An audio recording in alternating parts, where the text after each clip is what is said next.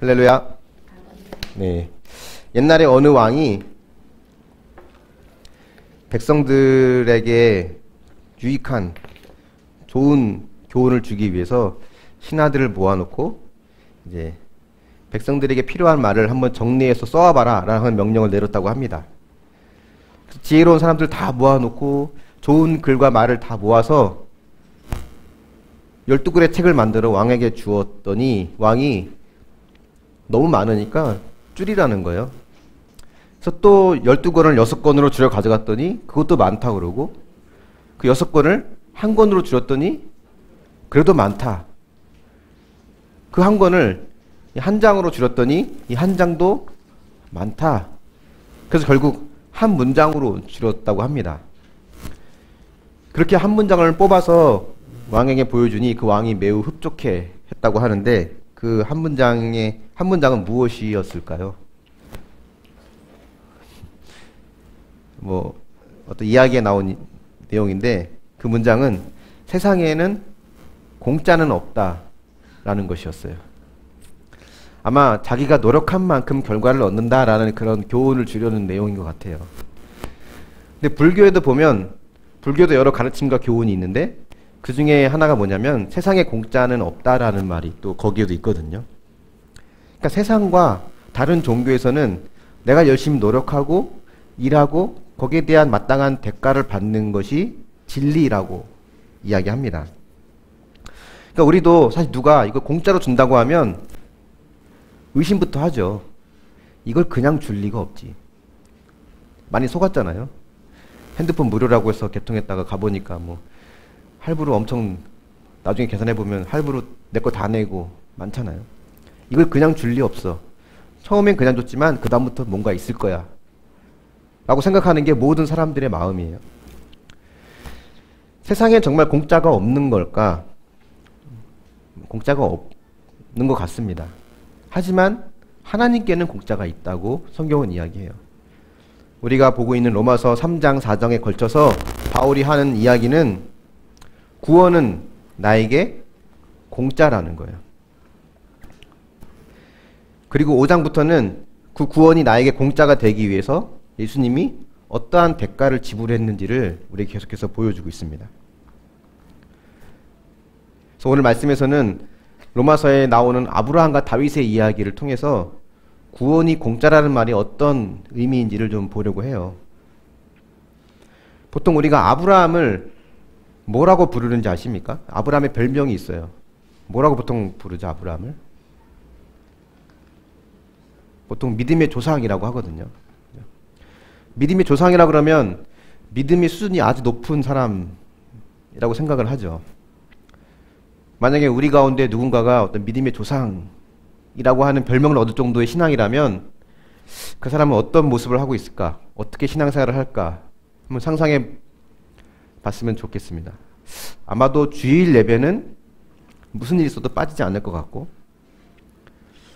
우리는 조금만 틈이 나면 TV를 보든지 잠을 자든지 쇼핑을 하든지 뭐 스마트폰으로 검색을 하든지 뭐 그러는데, 그 정도의 수준이면 아마 틈나면 기도하고 말씀 보지 않을까?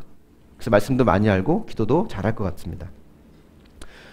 뭐 교회에서 하는 전도, 봉사, 헌금 뭐 이런 모든 면에 완벽하게 잘 해낼 것 같고, 또 교회 밖에서는 뭐든지 1등이지 않을까 생각이 들어요. 사회생활, 가정생활 말씀대로 잘 살아내면서 배우자에게 인정받고 존경받는 남편이면서 아내와 자식들에게 인정받는 아버지나 어머니가 되고, 직장에서도 뭐 실력으로나 성품으로나 신뢰받고 인정받는 사람이 돼야 믿음의 조상이라는 말을 얻을 수 있지 않을까 싶어요. 어떤 사람은 목사를 뭐 그 정도는 아니더라도 거기에 준하는 정도로 생각하는 경향이 좀 있더라고요. 목사님네 집은 늘 평화롭고 집안이 늘 깨끗하고 그 집 아이들은 늘 예의 바르고 공부도 잘할 것 같고, 서로 오가는 대화는 늘 축복기도와 거룩한 말, 사랑의 말들이 오고 가는 천국 같은 분위기의 집안이 바로 목사님네 집이 그럴 거라고 하는 착각을 많이들 합니다. 여러분도 혹시 저희 집이 그럴 거라고 생각하십니까? 별 인생 없어요. 다 지지고 볶고 사는 건 똑같습니다. 근데 유대인들이 실제로 아브라함은 그렇다라고 생각을 했었어요. 그 자신들이 아브라함의 후손이라고 하는 것에 대한 굉장한 자부심이 있었습니다. 세례 요한이 요단강에서 세례를 베풀 때 바리새인과 사두개인들이 찾아오거든요. 종교 지도자들이잖아요. 그들에게 세례 요한이 한 말이 있어요. 이 독사의 자식들아 라고 해놓고는 속으로 아브라함이 우리 조상이라고 생각하지 말라라고 합니다. 그러니까 그들도 속으로는 늘 아브라함이 우리의 조상이고 우리는 그 아브라함의 후손이라고 하는 것에 대한 큰 자부심이 있었다는 거예요. 근데 그들이 그렇게 자랑스러워하는 아브라함을 하나님은 어떻게 보실까를 보면 1절 2절 말씀 한번 같이 읽어보겠습니다. 오늘 4장 1절 2절 말씀 시작. 그런즉 육신으로 우리 조상인 아브라함이 무엇을 얻었다 하리요? 만일 아브라함이 행위로서 의롭다 하심을 받았으면 자랑할 것이 있으려니와 하나님 앞에서는 없느니라. 아브라함이 하나님 앞에 자랑할 것이 없다고 해요. 우리가 볼 때는 다 잘했을 것 같은데, 뭐든 다 훌륭했을 것 같은데 하나님은 잘한 게 없다라고 말씀하시는 거예요. 그 부분을 3절에서 바울이 또 이렇게 말을 합니다. 3절도 같이 한번 보겠습니다. 시작. 성경이 무엇을 말하느냐? 아브라함이 하나님을 믿음에 그것이 그에게 의로 여겨진 바 되었느니라. 이 3절 말씀은 로마서 전체에 굉장히 중요한 말을 다 담고 있습니다. 여러분이 볼 때 이 3절에서 가장 중요한 말이 뭐인 것 같습니까? 하나님, 믿음, 의. 근데 정말 중요한 말은 여겨진 바 되었다는 거예요. 이 4장 전체에서 우리가 읽었던 4장 전체에서 여겨진다는 말이 총 10번 나오거든요. 3절, 4절, 5절, 6절, 9절, 10절, 11절, 22, 23, 24 총 10번 나와요. 그러니까 의로 여겨졌다는 말은 거룩하게 여겨졌다는 말이에요. 깨끗하게 여겨졌다는 말입니다. 근데 그 말 뜻은 실제로는 거룩하지 않다는 거예요. 실제로는 의롭지 않다는 겁니다. 아브라함의 삶이 어땠는지 여러분 성경을 통해서 이미 아신 분도 많을 겁니다. 하나님께서 아브라함에게 고향과 친척과 아버지 집을 떠나라 라고 말씀하셨어요. 언제 처음 말씀하셨냐면 아브라함이 갈대아 우루, 그러니까 메소포타미아 지방에서 우상을 숭배하고 있을 때 하나님이 아브라함에게 말씀하십니다. 네 고향과 아버지와 친척을 떠나라. 아브라함이 근데 못 떠나요. 그래서 창세기 11장에 보면, 창세기 후반 11장 마지막 절에 보면 아버지 데라가 아브라함의 손을 이끌고 그곳을 떠납니다. 떠나가다가 하란이라는 곳에 중간에 머물러요. 거기 주저앉습니다. 거기서 멈춘 이유는 아버지가 멈추니까 아브라함도 멈춘 거예요. 그러니까 떠나는 것도 아버지가 떠났고 멈추는 것도 아버지가 멈췄지만 성경은 아브라함이 순종했다고 여겨줍니다. 근데 그렇게 떠나서 결국 창세기 12장에 보니까 아버지마저 떠나보냅니다. 이제 아버지를 떠나라고 했지만 그동안 못 떠났던 것을 이제는 떠나는 것 같아요. 그만큼만 가도 믿음이 많이 자란 거거든요. 근데 또 롯을 데려가요. 조카 롯을. 근데 하나님은 처음에 고향과 친척, 아버지를 떠나라고 했는데 고향과 아버지는 떠났지만 친척은 못 떠납니다. 조카를 데리고 갑니다. 그렇게 떠났으면 잘 살기라도 하면 다행인데 조금 어려움이 오니까 이집트로 도망을 가죠. 그걸로 갑니다. 또 거기서는 자기 목숨을 살기 위해서 자기 아내를 자기 누이라고 속여요. 아내도 뺏기고 자기도 죽을까봐 자기 아내, 얘는 제 아내가 아니에요. 내 여자가 아닙니다. 제 누이예요. 이 말은 무슨 뜻인지 아십니까? 내 아내가 아니니까 네가 원하면 가져가도 돼 라는 말이 그 속에 있는 거예요. 여러분의 남편이 여러분에게 그런 말을 했다고 생각하면 믿고 살 수 있겠습니까?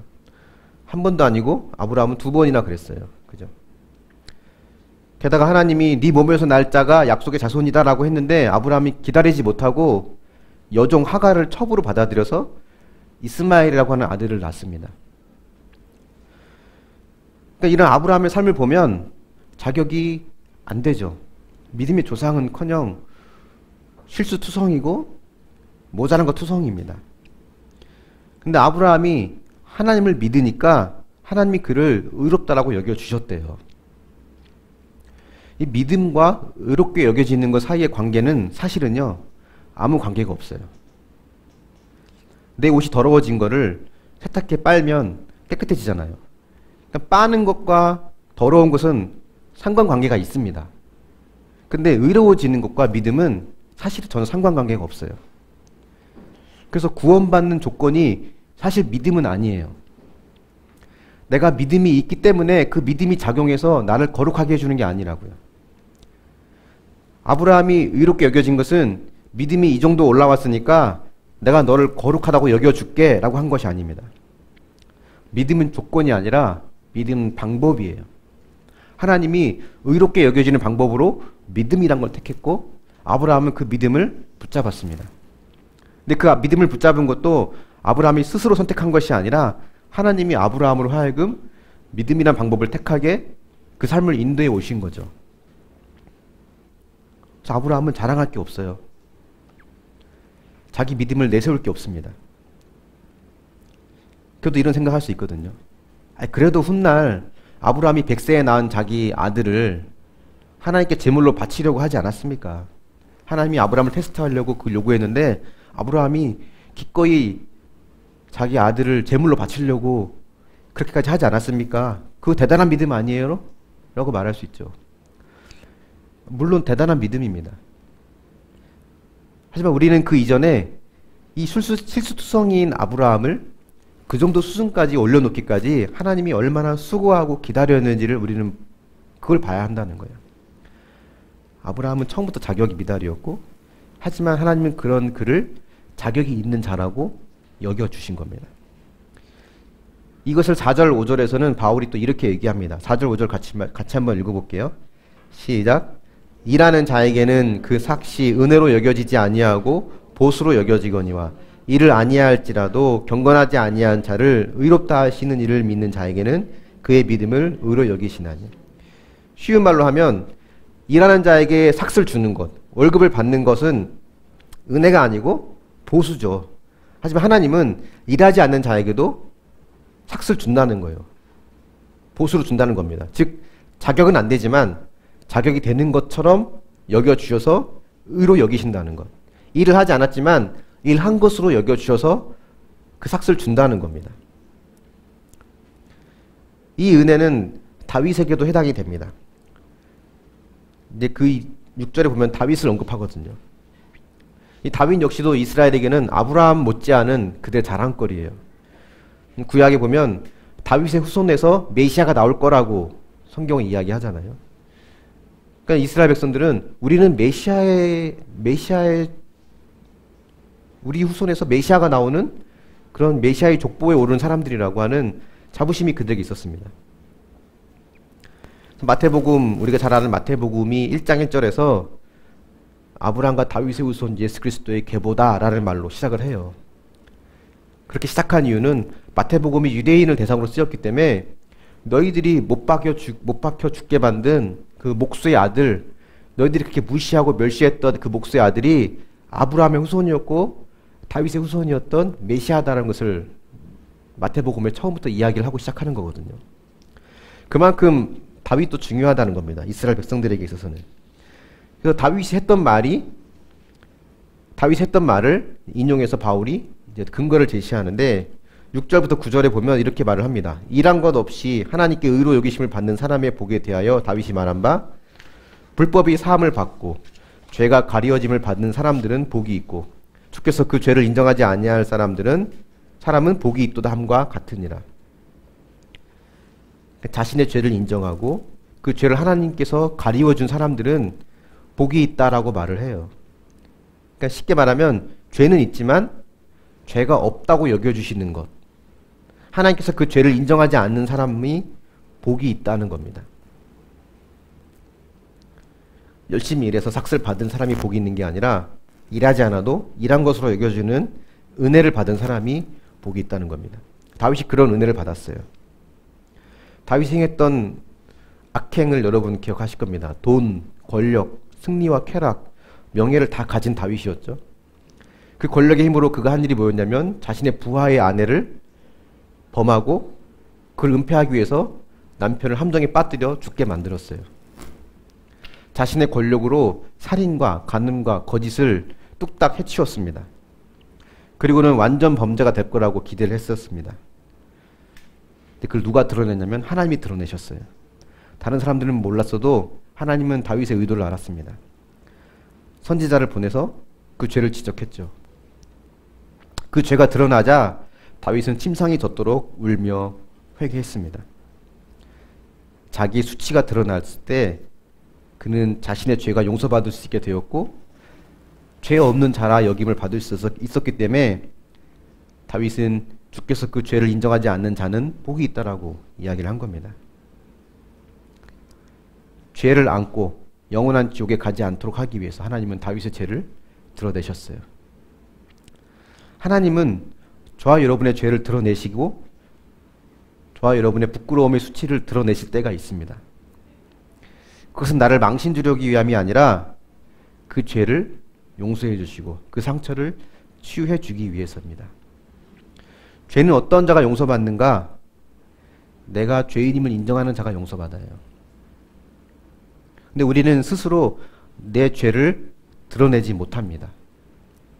물론 우리가 큐티하고 묵상하고 양육하면서 내 죄를 때로는 공동체 앞에 오픈하고 나의 부끄러움을 내어놓고 그런 시간을 갖기도 합니다.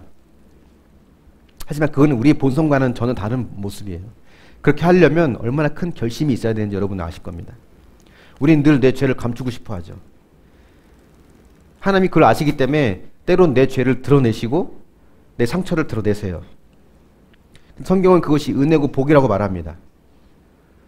무서운 병에 걸리지 않도록 하기 위해서 예방주사를 미리 맞는 것처럼 영원한 심판에 가지 않기 위해서 때로는 망하고 병들고 힘든 사건을 통해 내 죄를 깨닫게 하시고 그걸 통해 주님을 만나게 하시고 그렇게 해서 내 죄가 없다라고 여겨짐을 받는다면 그거는 가장 큰 복이다라고 성경은 우리에게 말합니다. 우린 다 사형수들이거든요. 성경에 보면 우리는 다 사형에 해당하는 죄인들이래요. 사형수가 사형을 면하는 방법은 딱 하나입니다. 대통령이 사면장을 주면 돼요. 사형을 면한다라는 걸 써주면 사형수는 사형을 면할 수 있습니다.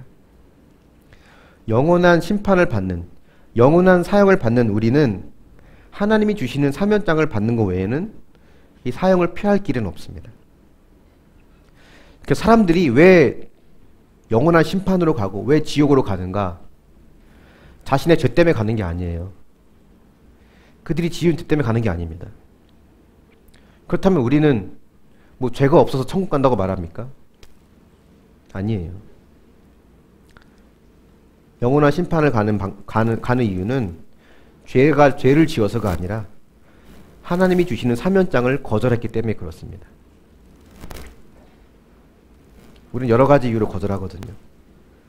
마틴 루터라고 하는 종교개혁자가 이런 말을 했어요. 성도들은, 기독교인은 의로우면서 동시에 죄로 물들어 있다.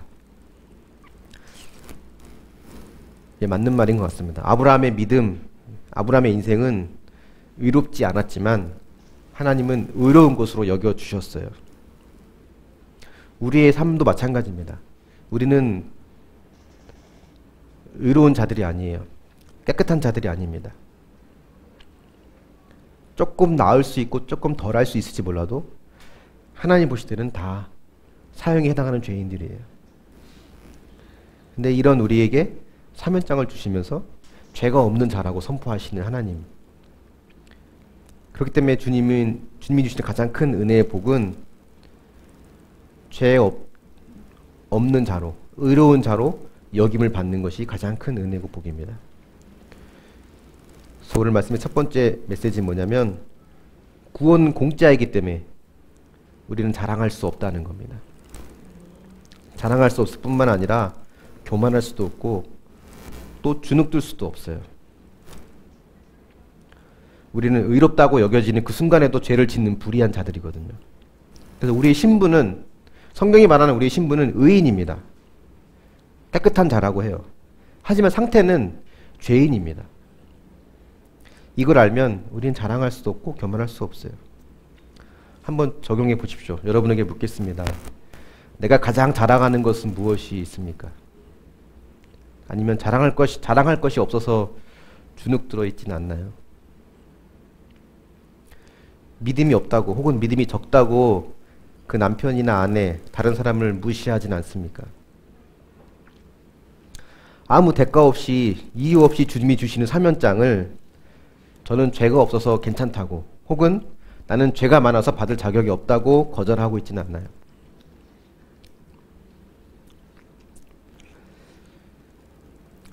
우리는요, 일을 하지 않는 자에게 삭슬 주는 것에 대한 거부감이 있습니다.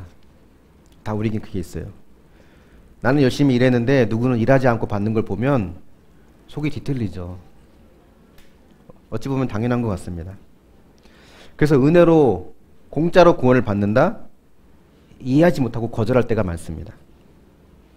또 때로는 내가 뭔가 저 사람보다 자격이 된다고 생각하거나, 저 사람보다는 내가 그래도 구원받을 가능성이 높다라고 생각을 합니다.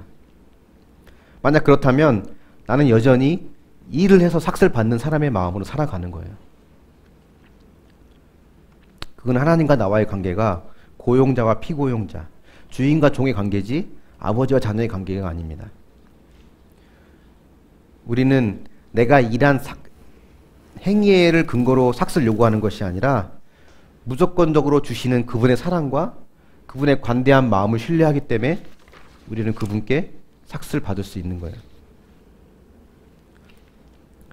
내 상태와 조건, 내 행위, 내가 가진 소유물로 내가 행복을 느끼고 안도감을 느끼고 구원받은 느낌을 갖는다면 여전히 나는 순종을 나의 구원의 방편으로 삼고 있는 율법에 속한 자가 되는 겁니다. 그렇다고 해서 복음이 우리에게 순종하지 말라, 순종은 필요 없는 것이라고 말하지 않아요. 성경이 말하는 것은 순종 자체를 멈추라는 것이 아니라 구원받기 위한 순종을 그만두라는 겁니다. 그래서 믿음은요, 신뢰 대상을 바꾸는 거예요. 지금까지는 내가 가진 재물이, 내가 가진 건강이, 내가 가진 그 무언가가 직장이든 뭐가 됐든 그것이 나를 지켜줄 것 같고 내게 안도감을 주고 나를 구원해 줄 것 같은 느낌이었다면 그 모든 걸 내려놓고 무조건적인 사면장을 주시는 주님의 크고 넓은 사랑으로부터 내가 행복을 느끼고 구원을 느끼고 안도감을 느끼는 것이 믿음이 되는 겁니다. 어떤 책에 이런 질문을 소개했더라고요. 하나님이 너를 왜 천국에 들여보내야 하지? 라고 물으신다면, 천국문에 섰을 때 너는 천국에 들어오고 저기는 저 사람은 여기 못 들어오는데 그 이유가 뭐라고 생각하느냐? 라고 물었을 때 많은 성도들이 이 세 가지의 잘못된 대답을 한다고 합니다. 첫 번째 뭐냐면, 저는 그리스도인이 되기 위해서 최선을 다했습니다. 그 사람이 있고, 또 한 사람은 나는 주님을 믿었고 그분의 뜻을 행하기 위해서 노력했습니다. 또 한 사람은 나는 내 마음을 다해 주님을 믿었습니다. 이 세 가지가 그럴듯한 대답이지만 이 세 가지 모두는 나는 열심히 일한 걸로 삭슬 받아야 되는 사람이라고 하는 그 마음이 깔려 있어요. 첫 번째 거는 행위에 의한 구원을 말하고, 두 번째 거는 믿음 위에 행위를 더한 것을 말하고, 마지막 내 마음을 다해 주님을 믿었다고 하는 것은 믿음이 행위가 되어버린 구원을 말합니다. 여전히 신뢰의 근거는 자기 자신이라는 거예요. 근데 그런 마음으로 신앙생활을 하면요, 금방 좌절하고 낙심이 됩니다. 신앙생활을 하면서 믿음 자체가 헛것이라고 여겨질 때가 있습니다. 나는 구원받고 나는 은혜 받고 변화됐는데, 그래서 가족의 구원을 위해서 남편도 섬기고 가족들을 위해서 나름 헌신해 왔는데, 최선을 다했는데 아무것도 달라지지 않았어요. 그러면 좀 우울증 올 것 같아요. 저도 부모님의 구원을 위해서 십몇 년 이렇게 꾸준히 기도를 늘 빠지지 않고 했는데 조금씩 조금씩 나아지는 게 아니라 더 완악해지는 것을 보면서 이건 뭐 기도고 뭐고 다 필요 없네. 뭐 달라질 게 없네. 이게 제 마음이었거든요. 헛것이네. 근데 14절에 바울이 그 부분을 이렇게 말합니다. 14절 같이 한번 읽어볼까요? 시작. 만일 율법에 속한 자들이 상속자이면 믿음은 헛것이 되고 약속은 파기되었느니라. 믿음이 헛것이란 생각이 들 때는 내가 율법에 속할 때라는 거예요. 자꾸 율법으로 돌아가려는 나, 내 행위와 노력에 근거를 두려는 나가 있기 때문에 우리는 자꾸 믿음이 헛것이라는 마음이 든다는 겁니다. 똑같이 교회에서 수고하는데 누구는 인정받고 누구는 인정받지 못하는 모습이 비교되잖아요. 나는 그래도 큐티 열심히 하고 뭔가 노력하면 될 것 같아서 열심히 신앙생활도 했는데 아무런 변화가 일어나지 않아요. 낙심이 되죠. 근데 이것이 우리가 은혜가 아닌 율법으로 살아가고 있다는 것을 말해주고 있다는 겁니다. 이 아브라함이 차츰차츰 믿음이 생기고 그 믿음이 자라가요. 좌충우돌 실수투성이 아브라함이 하나님이 그를 다루시는 걸 통해서 믿음이 자라기 시작합니다. 그전에는 내 행위와 내 노력으로 살았던 그가 이제는 하나님을 신뢰하기 시작합니다. 17절에 보면 아브라함이 행하셨던 후손의 약속이 나와요. 한번 17, 18절 같이 한번 읽어볼까요? 시작. 기록된 바 내가 너를 많은 민족의 조상으로 세웠다 하심과 같으니 그가 믿은 바 하나님은 죽은 자를 살리시며 없는 것을 있는 것으로 부르시는 이시니라. 아브라함이 바랄 수 없는 중에 바라고 믿었으니 이는 내 후손이 이 같으리라 하신 말씀대로 많은 민족의 주삭이 되게 하려 하심이라. 여기 보면 아브라함이 18절에 바랄 수 없는 중에 바라고 믿었다라고 하거든요. 정말 바랄 수 없는 환경이었어요. 17절에 있는 많은 민족의 조상, 아브라함이 볼 때는 웃기지도 않는 이야기였어요. 많은 민족의 조상은커녕 당장 자식 하나 없는 몸이었거든요. 게다가 나이는 이미 100세가 되었고 부인 사라는 이미 늙어서 폐경이 됐거든요. 의학적으로 임신이 불가능합니다. 근데 아브라함이 그걸 믿었대요. 믿음은 모르고 가는 게 믿음이 아니라요, 알면서도 가는 게 믿음입니다. 아브라함과 사라를 한번 생각해 보세요. 나는 100세가 돼서 아브라함이 10절에 보니까 나는 죽은 자 같은 몸이라고 그가 느꼈거든요. 죽은 몸처럼 되었고 아내는 폐경이었어요. 근데 하나님이 자식이 생긴다라고 말씀하셨습니다. 안 될 걸 알지만 그냥 자식을 갖기 위해 노력했고 자식이 생겼어요. 모르고 가는 게 믿음이 아니라 알면서도 가는 게 믿음입니다. 근데 아브라함의 믿음은요, 단순히 자손이 많아질 거다라고 하는 그 약속을 믿은 게 아니에요. 18절에 보면 내 후손이 이같으리라 하신 말씀, 이건 창세기에 있는 말씀인데 이 내 후손이라는 말은 후손들, 수많은 후손들을 말하는 게 아니라 단수를 말한다고 합니다. 복수가 아니고 단수래요.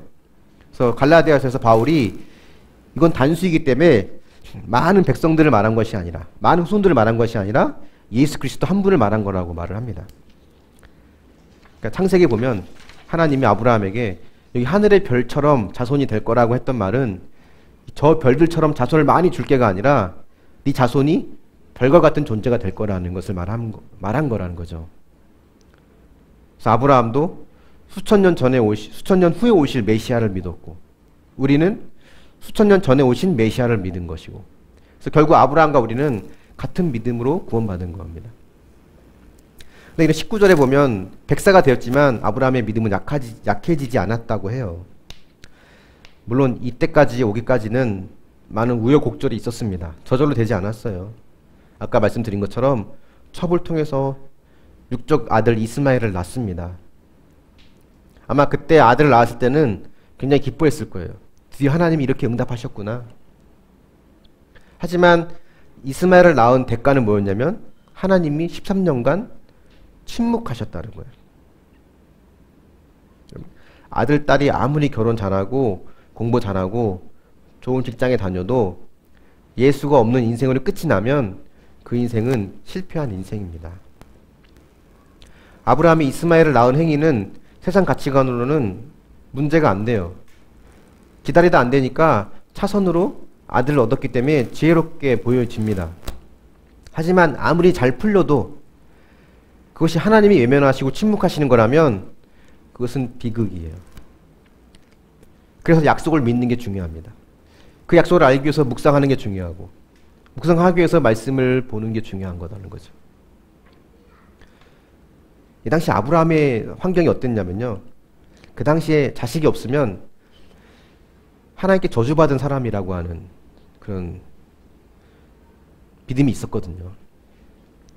100세가 될 때까지 자식 하나 없는 변변치 않은 사람이라고, 분명 하나님께 죄를 지어서 벌을 받은 거라고, 그렇게 사람들이 수근수근 됐을 거예요.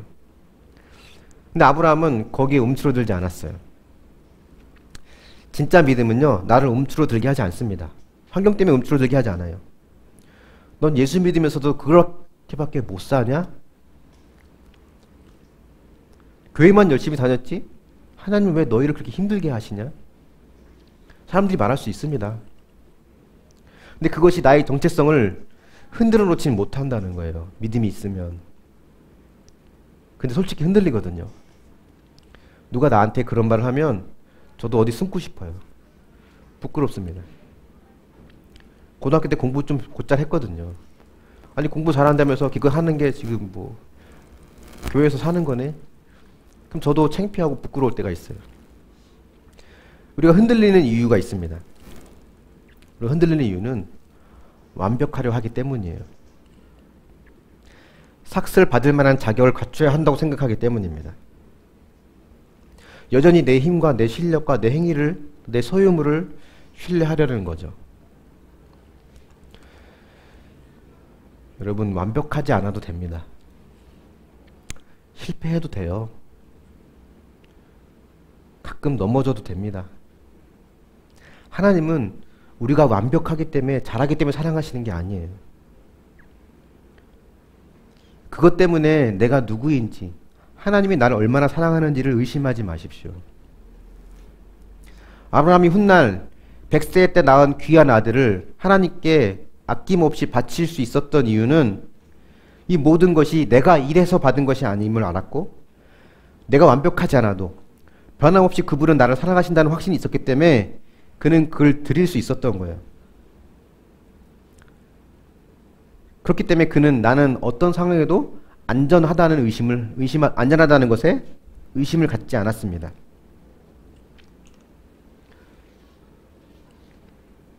저는 석수교에 오기 전에 있는 작은 교회에서 10여 년을 고생하면서, 왜 너는 하는 게 맨날 그 모양이냐, 너는 그거밖에 하는 게 없냐, 그렇게 하려면 당장 집어쳐라, 먼저 인간이 되라, 뭐 이런 말을 수없이 듣고 교회에서 자랐거든요. 집에서도 안 들었던 말들을 교회에서 들었어요. 부모님이 안 믿는 부모님이니까 교회에서 그런 대우를 받는 거를 부모님께 말할 수도 없었고, 교회를 옮기면 되는데 그때 밀어내가지고 제가 옮기면 큰일 나는 줄 알고 그 소리를 들으면서 버텼거든요. 그리고 석수교회를 가니까 교회에서는 반대로 얘기하는 거였어요. 실패해도 된다는 거예요. 넘어져도 된다는 거예요. 완벽하지 않아도, 다 잘하지 않아도 된다는 거예요. 저는 다 잘해야 되는 줄 알았거든요. 실패하면 절대 안 되는 줄 알았어요. 넘어져도 된다고요. 넘어지면 쉬었다 일어나면 된다고. 다 잘하지 않아도 된다고. 그 말을 들을 때 저는 그 말을 듣고 고맙다고 말해야 될지, 미안하다고 말해야 될지, 앉아서 들어야 될지, 서서 들어야 될지, 어떻게 될지 몰랐어요. 그런 말을 들어본 적이 없거든요. 근데 하나님은 우리에게 그렇게 말씀하시는 분이에요. 모든 게 다 사라져도 너는 안전하다는 거예요. 널 향한 내 마음은 변하지 않다는 겁니다. 여러분, 가정이 어려움을 겪을 수 있어요. 건강에 문제가 생깁니다. 내 인생을 흔들어버린 사건이 와요. 피할 수 없는 사건이 오죠. 그럼에도 불구하고 하나님의 사랑은 변하지 않다는 것을 우리는 기억해야 됩니다. 나는 불완전하고 연약한 자임을 깨닫고 하나님께 달려가는 게 일하지 않은 사람이 삭슬 받기 위해 주님께 달려가는 은혜의 모습입니다. 두 번째 교훈이 있다면, 구원은 공짜이기 때문에 완벽하지 않아도 됩니다. 다 갖추고 있지 않아도 돼요. 한번 적용해 보십시오. 아브라함이 자식을 낳는 일에 바랄 수 없는 죽은 자와 같이 된 것처럼 여러분은 어떤 일에 바라볼 수 없는 죽은 자 같이 되었습니까? 돈에 대해서 죽고 없는 자가 되었나요? 부부간의 사랑을 바랄 수 없게 되었나요? 건강을 더 이상 기대할 수 없게 됐나요?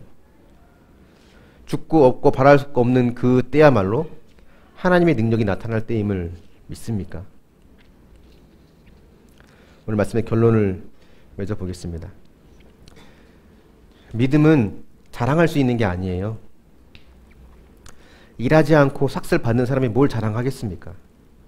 못 받아도 할 말 없잖아요. 근데 주님은 일한 걸로 여겨주시는 은혜로 우리에게 구원을 주신다는 거예요. 믿음은요, 나에게 희망을 갖게 합니다. 그 희망의 근원이 내가 아니기 때문에 가능한 거예요. 영원히 변하지 않는 하나님의 사랑이, 또 그 아들까지도 기꺼이 나를 위해 내어주시는 그 사랑이 희망의 근원이 되는 거예요. 다 잘하지 않아도 됩니다. 완벽하지 않아도 돼요. 넘어질 수 있어요. 실패할 수 있습니다. 불완전하고 실패하고 넘어지고 연약한 것이요, 이상한 게 아니에요. 그게 원래 우리 진짜 모습이에요. 아닌 척 살아가는 게 오히려 이상한 모습이죠. 그래서 믿음은 이런 연약한 나임을 알고, 하나님이 뭘 원하는지를 알고 가는 게 믿음입니다. 그리고 이 순간이 하나님이 일하실 때임을 믿는 것이 믿음이에요. 저 여러분이 이 믿음으로 지금에 겪고 있는 어려움의 시간과 고난의 파도를 너끈히 뛰어넘는 그런 하나님의 은혜가 여러분에게 있기를 예수님의 이름으로 축원합니다. 아멘. 우리 함께 자리에 일어나셔서 찬양하며 잠시 또 기도의 자리로 나가길 원합니다. 우리 함께 아까 불렀던 찬양인데요, 하나님 한 번도 나를 실망시킨 적 없으시고 언제나 공평과 은혜로 나를 지켜주신 신실하신 주님을 함께 우리 찬양하며 나가길 원합니다.